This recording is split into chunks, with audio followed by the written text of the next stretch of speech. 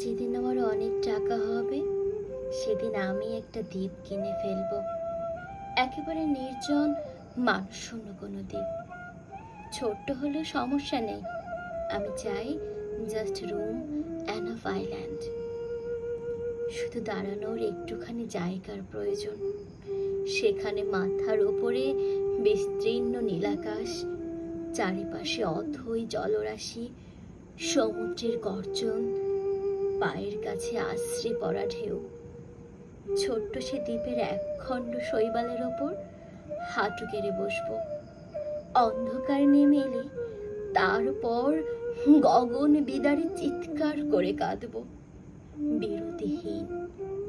সকাল, বিকেল, সারা রাত।